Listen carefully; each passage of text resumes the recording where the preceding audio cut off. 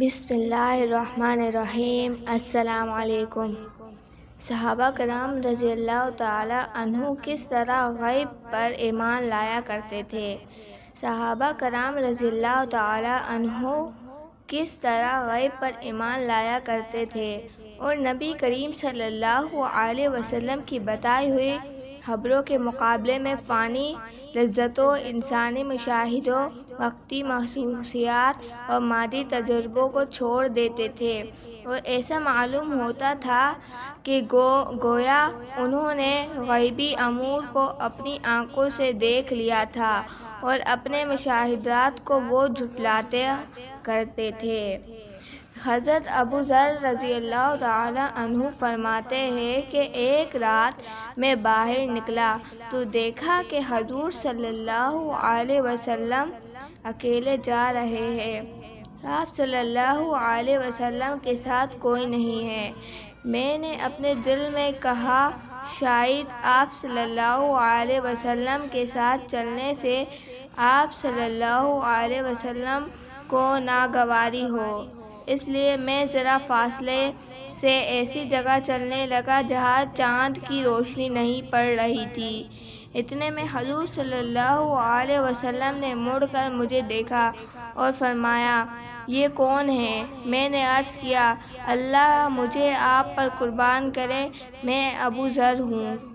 آپ صلی اللہ علیہ وسلم نے فرمایا اے ابو ذر ادھر آؤ۔ میں کچھ دیر آپ صلی اللہ علیہ وسلم کے ساتھ چلا، پھر آپ صلی اللہ علیہ وسلم نے فرمایا زیادہ مال والے قیامت کے دن کم ثواب والے ہوں گے، البتہ جس کو اللہ نے خوب مال دیا اور اس نے دائیں بائیں آگے پیچھے مال خوب لٹایا اور نیکی کے کاموں میں خوب خرچ کیا تو وہ مالدار بھی قیامت کے دن زیادہ اجر و ثواب والا ہوگا۔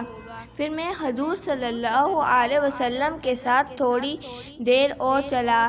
اس کے بعد آپ صلی اللہ علیہ وسلم نے مجھ سے فرمایا تم یہاں بیٹھ جاؤ، اور حضور صلی اللہ علیہ وسلم نے مجھے ایک وسیع ہموار میدان میں بٹھا دیا جس کے ارد گرد پتھر ہی پتھر تھے۔ آپ صلی اللہ علیہ وسلم نے مجھ سے فرمایا میرے واپس آنے تک یہی بیٹھے رہنا۔ یہ فرما کر حضور صلی اللہ علیہ وسلم نے ایک پتھرے میدان میں چلنا شروع کر دیا اور چلتے چلتے اتنی دور چلے گئے کہ مجھے نظر نہیں آ رہے تھے۔ پھر کافی دیر کے بعد آپ صلی اللہ علیہ وسلم واپس آئے تو میں نے دور سے سنا کہ آپ صلی اللہ علیہ وسلم فرما رہے تھے اگرچہ وہ زنا کرے اور چوری کرے۔ جب آپ صلی اللہ علیہ وسلم میرے پاس پہنچ گئے تو مجھ سے رہا نہ گیا اور میں نے آپ صلی اللہ علیہ وسلم سے پوچھا اے اللہ کے نبی، مجھے آپ صلی اللہ علیہ وسلم پر قربان کرے، آپ اس پتھریلے میدان میں کس سے باتیں کر رہے تھے؟ مجھے تو آپ کی باتوں کا جواب دیتا ہوا کوئی سنائی نہ دیا۔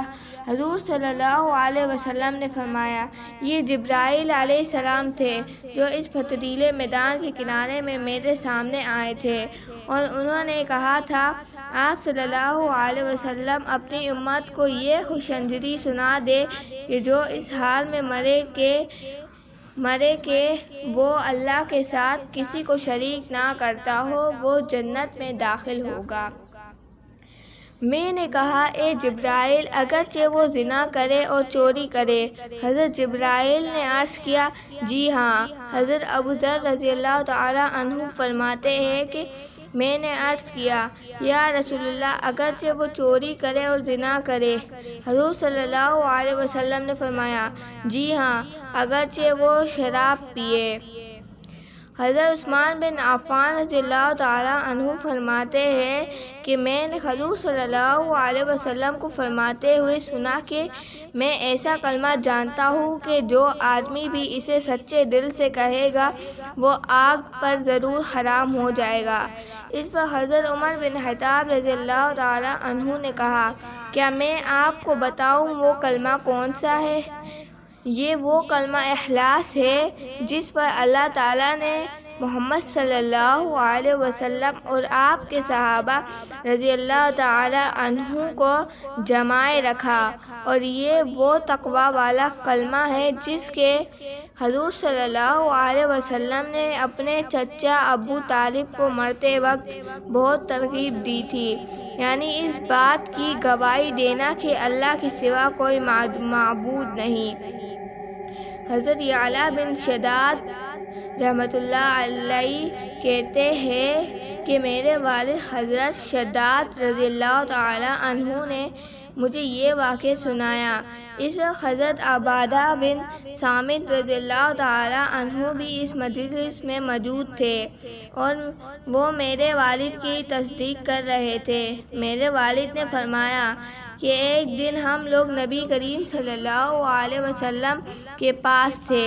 آپ صلی اللہ علیہ وسلم نے فرمایا، کیا تم میں کوئی اجنبی یعنی اہل کتاب یہود میں سے ہے؟ میں نے عرض کیا، نہیں یا رسول اللہ۔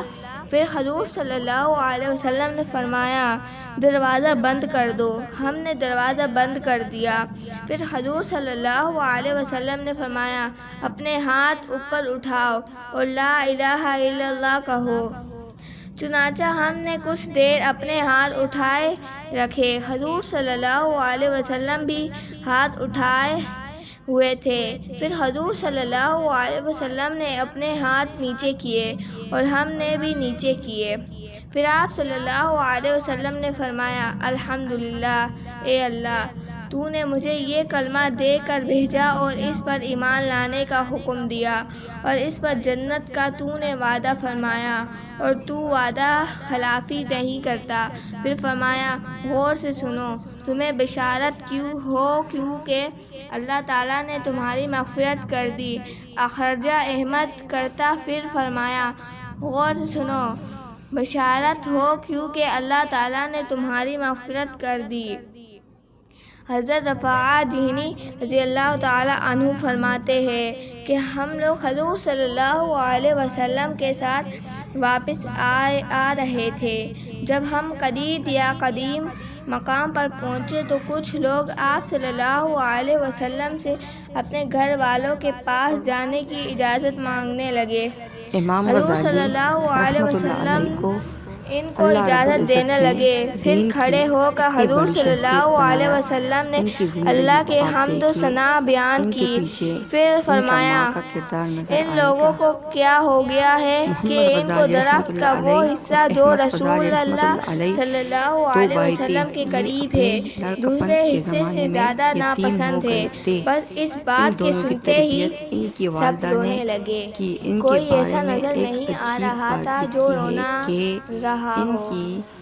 ایک آدمی نے کہا، اس کے بعد جو اجازت مانگے گا وہ یقیناً بڑا نادان ہوگا۔ حضور صلی اللہ علیہ وسلم نے پھر اللہ کے حمد و ثنا بیان کی اور خیر کی برکت امام غزالی رحمۃ اللہ علیہ اپنے وقت کے بڑے واعظ اور خطیب تھے اور مسجد میں نماز پڑھاتے تھے۔ جو بندہ اس حال میں مرے گا کہ وہ اس بات کی سچے دل سے گواہی دے رہا ہو کہ اللہ کے سوا کوئی معبود نہیں اور میں اللہ کا رسول ہوں، اور پھر وہ ٹھیک ٹھیک چلتا رہے تو وہ ضرور ایک جنت میں مرتبہ داخل امام ہوگا۔ غزالی رحمۃ اللہ علیہ نے اپنی والدہ سے کہا، امی، لوگ مجھ پر اعتراض کرتے ہیں کہ تو اتنا بڑا خطیب اور واعظ بھی ہے اور مسجد کا امام ہے، مگر تیرا بھائی تیرے پیچھے نماز نہیں پڑھتا۔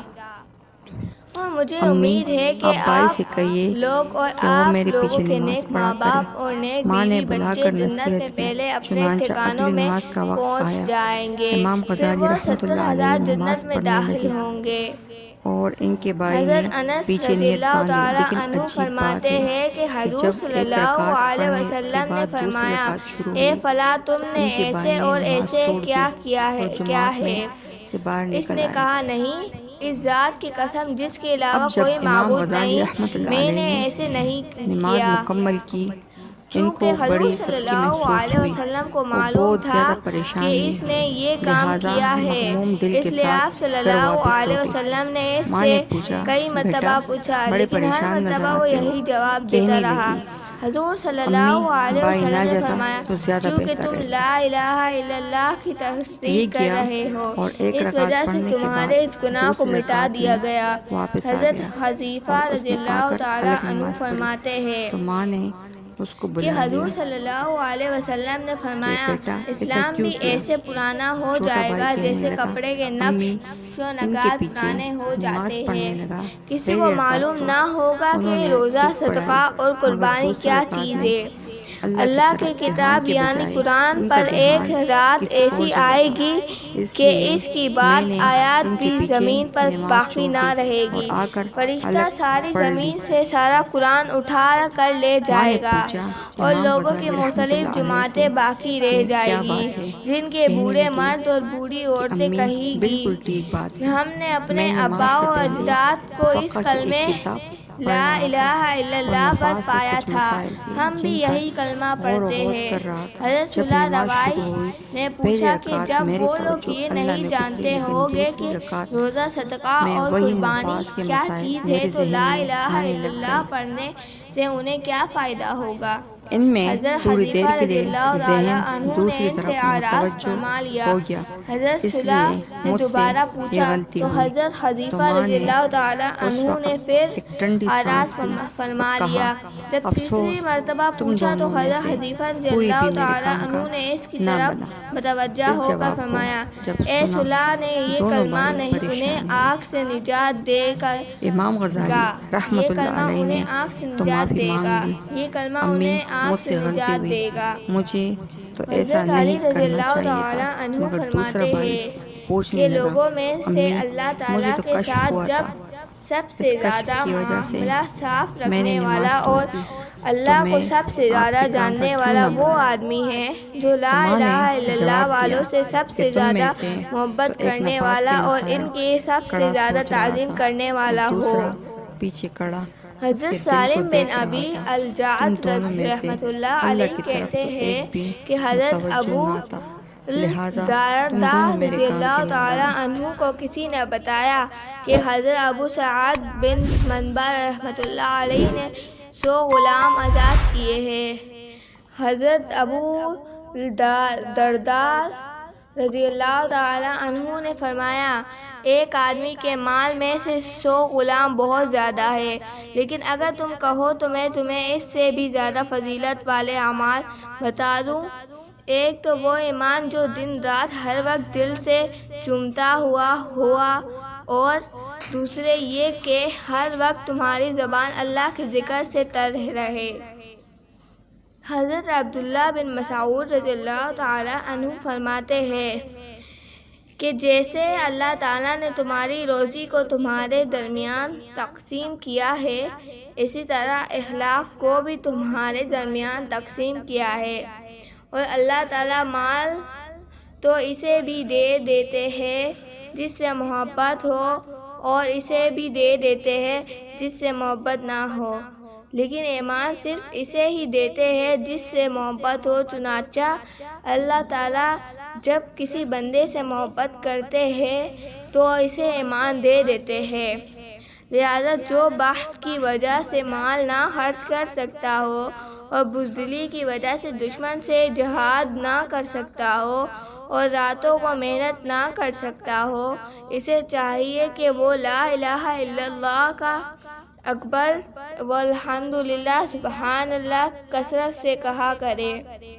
اللہ حافظ۔